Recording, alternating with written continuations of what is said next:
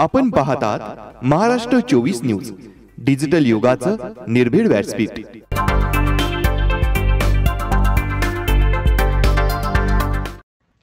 नांदगाव तालुक्यातील संदीप काकळीस यांना रात्री झोपेत असताना अचानकपणे कानाला काहीतरी चावल्यासारखे जाणवले।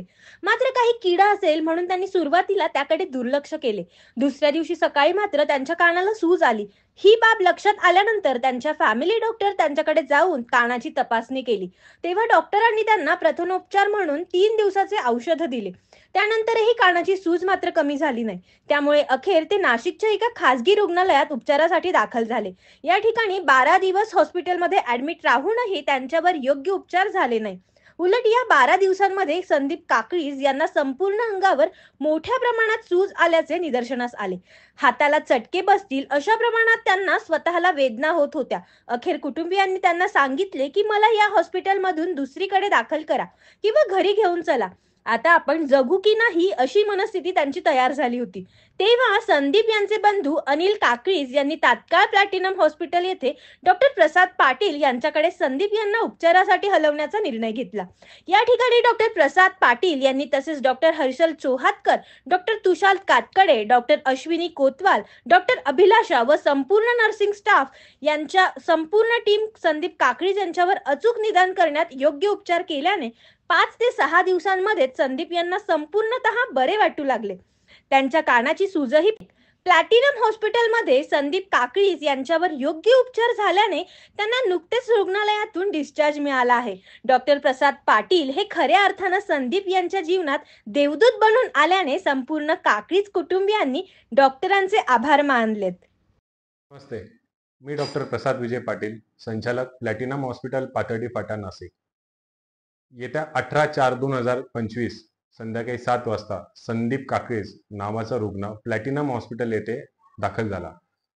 त्यावेळेस त्याला हॉस्पिटलमध्ये इमर्जन्सी क्षेत्रामध्ये ऍडमिट केल्यावर कळालं की त्याला विषबाधा झालेली होती। नातेवाईकांना व ज्यांच्या थ्रू आपल्यापर्यंत प्लॅटिनमला आलेला होता अनिल काकळीस यांच्या थ्रू आपल्याला समजलं की त्यांना काहीतरी रात्री झोपेत काहीतरी चावलेलं होतं। तर त्यामुळे प्राथमिक त्याचे कॅज्युअल्टीमध्ये उपचार केले व त्याला आयसीयू मध्ये शिफ्ट केले। बरेच हॉस्पिटलने तरी नाकारण्यात आलेले असल्यामुळे सगळे हाय रिस्क कॉम्प्लिकेशन। मी डॉक्टर तुषार कानवडे, संचालक आणि फिजिशियन आहे प्लॅटिनम हॉस्पिटल नाशिक येथे।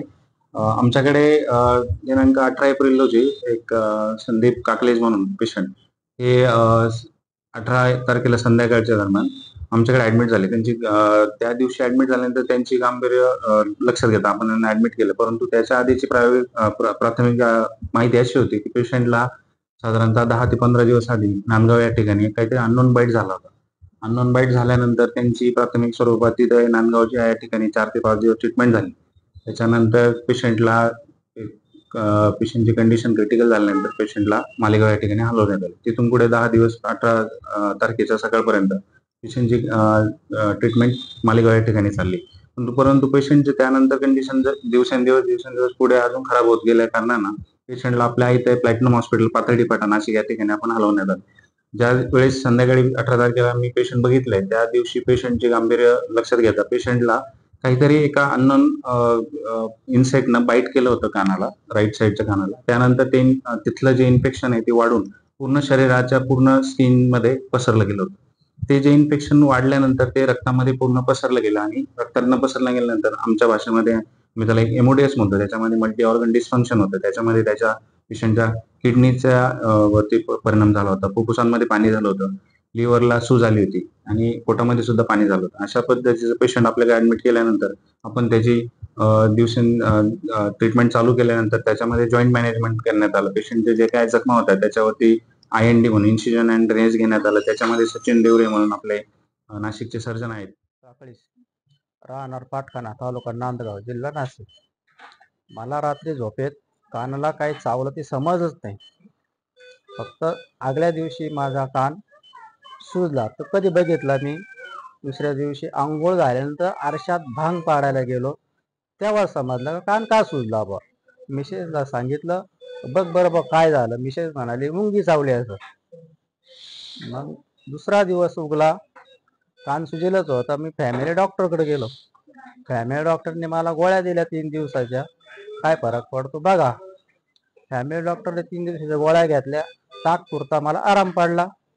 परत ते सूज वाढत वाढतच चालली. त्याच्यानंतर परत त्या डॉक्टरकडे गेलो मी. त्यांना विचारलं, म्हणलं डॉक्टर साहेब ही सूज परत वाढतीये, तात्पुरतं गोळ्याने तुमचा आराम पडतोय मला, त्याच्यानंतर तर परत ते वाढतच आहे बुवा, काय नेमकं. मग तिथून मग 3 दिवसाच्या परत त्यांनी गोळ्या दिल्या. त्या 3 दिवसाच्या गोळ्या घेतल्या, 6 दिवस झाले का तिथं. त्याच्यानंतर मी नाशिकला एका ठिकाणी ऍडमिट झालो. ऍडमिट झाल्यानंतर तिथं 12 दिवस राहिलो. पण त्या 12 दिवसामध्ये घरचे गेले घाबरून. त्या डॉक्टरने मला 2च दिवसाची मुदत दिली. ते पूर्ण छातीमध्ये आणि पाठीवर पसरलेलं होतं. इतकं भयान आग होती त्याला. हात जर ठेवला तर चटके बसत होते. इतका ताप आणि इतका त्रास झाला का कधी जिंदगीत दुश्मन सुद्धा होऊ नये इतका त्रास झाला त्याच्यापासून मला. रात्रंदिवस दिवस झोप नव्हती. त्या डॉक्टरने मला ट्रीटमेंट चालू केली. पण ते हॉस्पिटल डॉक्टर चांगले, डॉक्टरचा काही दोष नाही, पण त्यांची टीम बोगस. ते टीम वेळेवर पाणी देत नव्हती, काही देत नव्हती. त्याच्यामुळे मी घरच्यांना काय म्हटलं, मला तुम्ही इथून हलवा, नाही तर मला घरी घ्या. मी घरी मेलो तर चालल, पण इथं ठेवू नका. मग आमचे चुलत भाऊ आले, ते प्लंबर काम करता. त्यांनी बघितलं, त्यांचं ह्या डॉक्टरचं चांगलं कनेक्शन होतं. ते म्हणे प्रसाद पाटलाकडे मी तुला ऍडमिट करतो, तू काळजी करू नको. मला म्हणाले डॉक्टर आपले घरचे सगळं काय व्यवस्थित होईल म्हणे.